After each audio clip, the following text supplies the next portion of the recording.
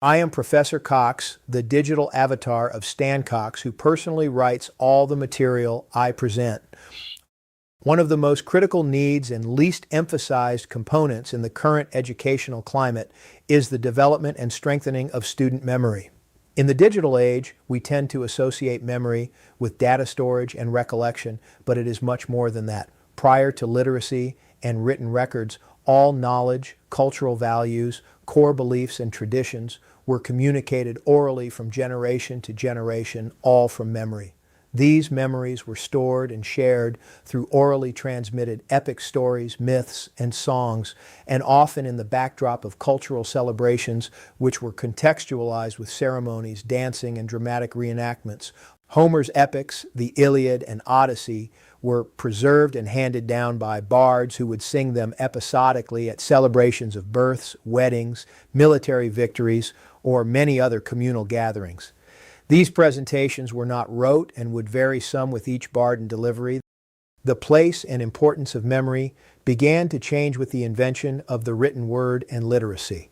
In fact, the introduction of written records and literacy began to completely rearrange the human psyche and our relationship to language and memory. For anyone interested in fully understanding these dramatic transformations, I would call to your attention the writings of the smartest man I ever met, Father Walter J. Ong, S.J. Father Ong was a diminutive, humble Jesuit priest professor and the only person to be twice elected as president of the Modern Language Association.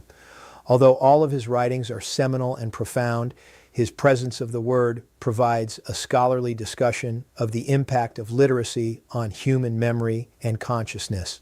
His book, Orality and Literacy, is a more compact summary of his observations. Although information, stories, and traditions could now be recorded in more permanent literal form, they could not be mass-produced and were only possessed and read by a few. One of the major consequences of these developments is that texts and scriptures were now committed to memory by rote. In the Middle Ages, memory was not just an informational exercise, but a spiritual experience as well. Mary Carruthers's The Book of Memory, a study of memory in medieval culture, discusses the significance of memory in the developmental era of Europe. Fast forwarding to the birthing of the modern world, the printing press was arguably the most significant technological advance in human history to date and radically impacted the significance and importance of memory development.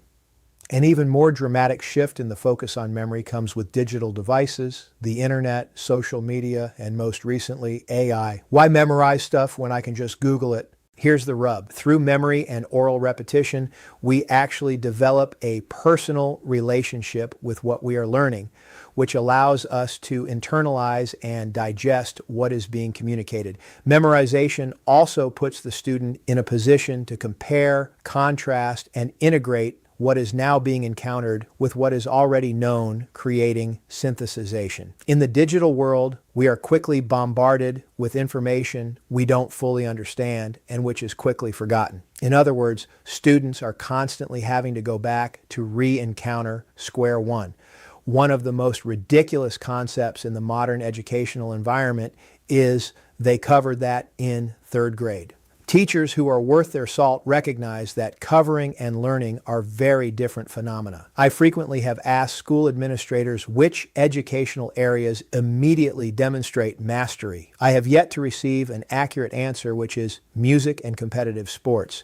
Both require massive amounts of rote repetition, connecting the intellectual memory with the internal and physical memory, and they both require practice, practice, practice, what we liberal artists refer to as grammar.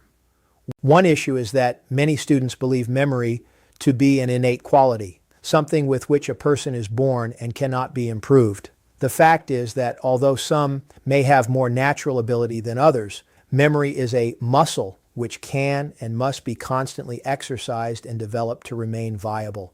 So what is the solution? How can we fully develop memory skills in a digital world? The answer requires a few simple strategies which must be applied rigorously. For decades, rote oral memory has gained a bad reputation. I remember a professional training in which the presenter kept repeating drill and kill, to which I responded drill and thrill. The idea was that the goal of education was personal connection and higher level thinking. So the system demanded students to think at a higher level without any tools in their toolboxes. The most important element in learning and internalizing anything communicated through language is to hear it and speak it. Ask any 3-year-old. Encountering knowledge and information through silent reading tends to keep what is being communicated objectively abstract. Speaking and hearing personalize and internalize the experience much more effectively. The only thing I remember from my elementary education was Miss Woods, my old school 3rd grade teacher, who taught us to memorize orally everything from the 23rd Psalm to the Gettysburg Address.